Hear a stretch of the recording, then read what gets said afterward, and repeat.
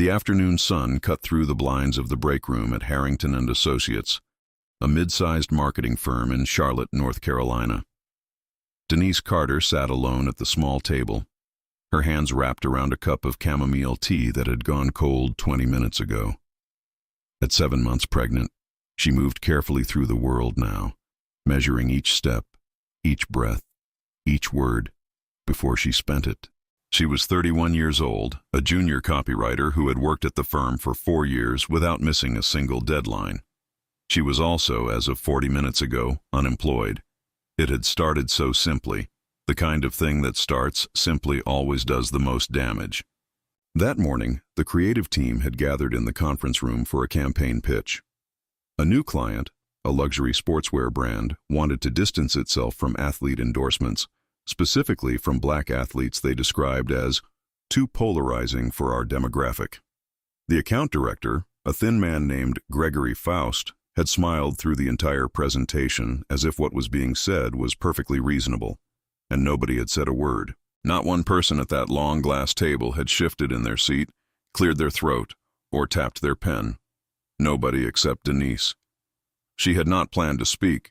She had told herself to stay quiet, to think about her daughter, the one growing inside her, the one whose college fund didn't exist yet, the one whose father had left 6 months ago without so much as a forwarding address. She had told herself that her job was to write copy, not to rewrite the moral compass of a room full of people who collected salaries and kept their heads down. She had told herself all of this, and then Gregory Faust had said the words, "Athletes like Michael Jordan built their brand on spectacle, not substance," and something in Denise simply refused to stay seated. She had stood up slowly, one hand on the table for balance, and she had spoken clearly and without trembling. She said that Michael Jordan had not built anything on spectacle. She said he had grown up 40 minutes from where they were all sitting, that he had been cut from his high school varsity team, and had turned that rejection into one of the greatest athletic careers in human history, through discipline, sacrifice, and an almost terrifying refusal to accept limitations. She said that calling that polarizing was not a brand strategy, it was ignorance wearing a business casual outfit. She said the client's premise was built on something ugly, and she would not be writing copy that validated it. The room had gone very quiet. Gregory Faust had looked at her the way people look at a fire alarm that goes off during a meeting, annoyed, inconvenienced, certain it will be dealt with and forgotten. By noon, Human Resources had called her into a small office that smelled like carpet cleaner and informed her that her position was being eliminated due to restructuring. They slid a single sheet of paper across the desk. She signed it because she was 7 months pregnant and her health insurance was attached to that signature for 60 more days. She took the box of her desk belongings from the young HR associate who couldn't meet her eyes. She walked to her car in the parking garage, put the box in the trunk, sat in the driver's seat, and cried for exactly 12 minutes. Then she drove home because that was the only direction she had. Her apartment was on the 3rd floor of a building that had a broken elevator about half the time. Today was one of those times. She carried the box up the stairs, one landing at a time, stopping to breathe, one hand on the railing. Inside, she set the box on the kitchen table and stood in the middle of her living room, looking at the wall where she had taped a printed ultrasound photo. Her daughter's profile, that small curved nose. She pressed her hand against her stomach and said quietly, out loud to no one, "We're going to be okay." She didn't entirely believe it yet, but she said it because saying it was the first step toward making it true. She had $240 in her checking account. Rent was due in 18 days. She did not post about what happened on social media because she was not that kind of person. She called her mother in Greensboro, who said, "Honey and Lord, and I'll come stay with you," and Denise said, "No, Mama, not yet. Let me figure this out first." She called her friend Vanessa, who worked at a nonprofit, and Vanessa said she knew of a few freelance opportunities. Nothing major, maybe enough to cover groceries. Denise wrote them down on a notepad shaped like a sunflower that she'd bought at a drugstore years ago for reasons she no longer remembered. She made rice and beans for dinner because it was cheap and warm and she was tired. She ate at her kitchen table across from the box of things from her desk, and she looked at the framed photo she'd kept at work for 4 years, herself and her mother at a church picnic, both of them laughing at something that was already forgotten, But the laughter had been real, and that was enough. She went to sleep at 9:30 because her body demanded it.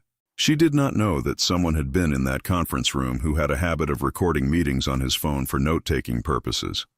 She did not know that the 12-second clip of her standing up, visibly pregnant, speaking clearly and without flinching about Michael Jordan's legacy, had been sent to a friend, who had sent it to 3 other people, and that by 8 o'clock that evening it had been seen by over 200,000 people. She did not know because she was asleep, and her phone was on Do Not Disturb, and for a few hours the world was simply quiet and dark, and she was resting. At 6:17 the next morning, her phone began ringing and did not stop.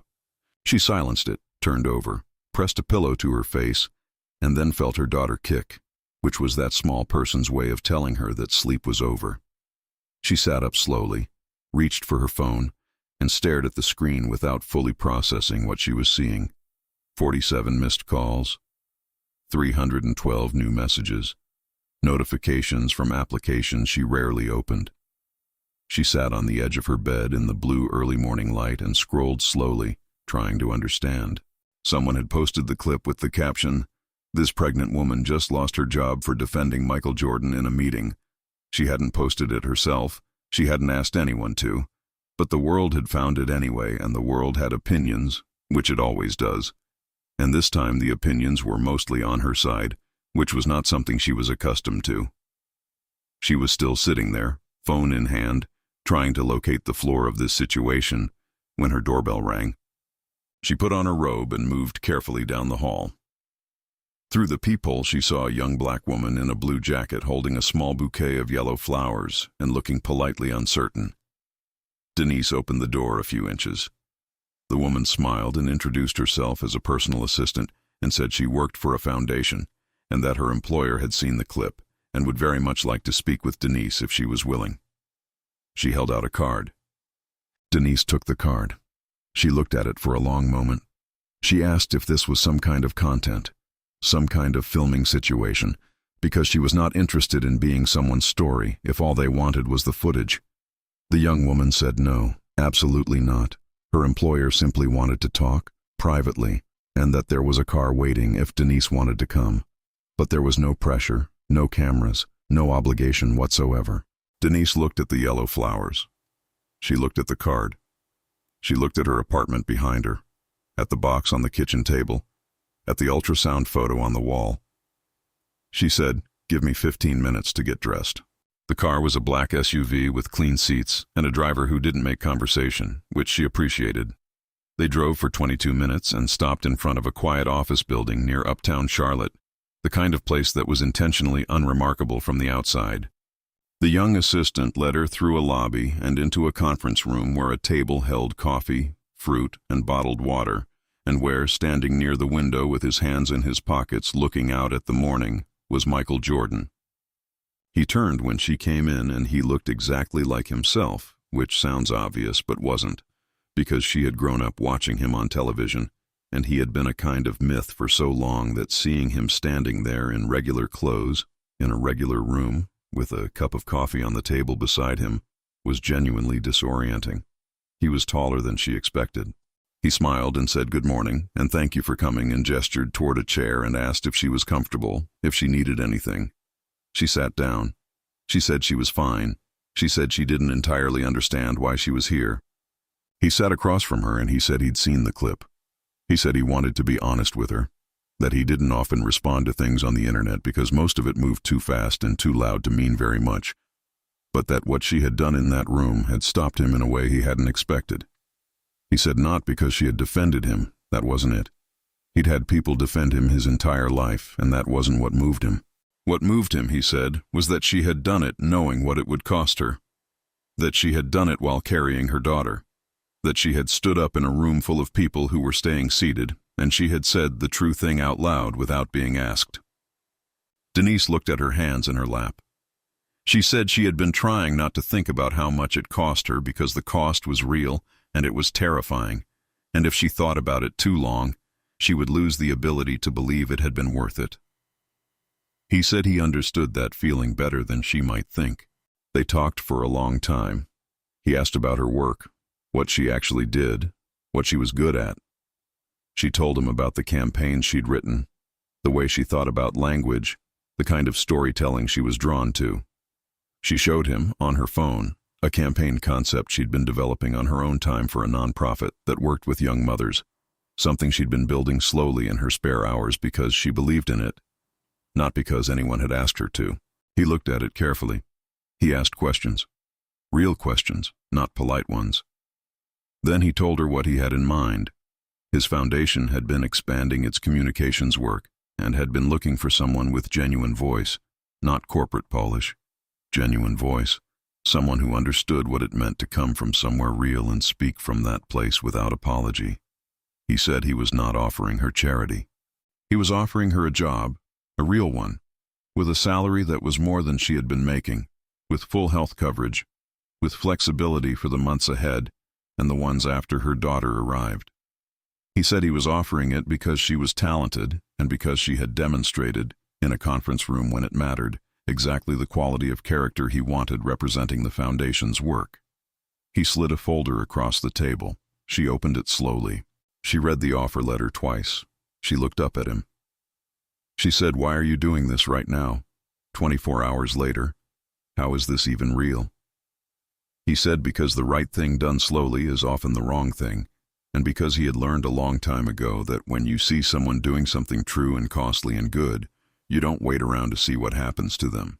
You show up. She closed the folder carefully. She pressed both hands flat on the table and she breathed and she looked at him and she said, "I have to ask you something, and I need you to know I'm going to work as hard for this as I have ever worked for anything, regardless of your answer." He said, "Go ahead." She said, "Is this because of the clip? Is this because it went online and there would be a story either way, and this is the better version of the story?" He was quiet for a moment and she respected that he took the question seriously instead of deflecting it. He said that the clip was how he found her, but that what he had found, once he looked, was someone worth finding. He said that if she had never spoken in that room and he had simply come across her portfolio through some other door, he would be making the same offer. He said he believed that, and she could decide whether to believe it too. She believed it. She accepted the position. She signed nothing that day. He said, "Take the documents home, take a few days, have someone look at them, come back when you're certain." She said she was certain now, but she would take them home because she was a careful person, and careful people didn't sign things in rooms they walked into that same morning. He laughed and said that was exactly the kind of judgment he was hoping to see in someone he worked with. The assistant drove her home. The building elevator was, for once, working. She rode it to the 3rd floor and walked into her apartment and stood in her kitchen and looked at the box of desk belongings still sitting on the table. She picked up the framed photo of herself and her mother laughing at the church picnic, and she held it against her chest, and she stood there for a while without doing anything else because some moments need a little time before they can be moved through. Her daughter kicked again, twice, insistent and certain, already that kind of person. Denise set the photo down gently on the counter, away from the box, no longer going back in, starting to belong somewhere new. She put her hand on her stomach and said out loud, to her daughter, to herself, to the room, "We're going to be okay." This time she believed it completely. This time the floor was exactly where she'd said it would be, solid under her feet, holding her up without being asked, the way the best things always do.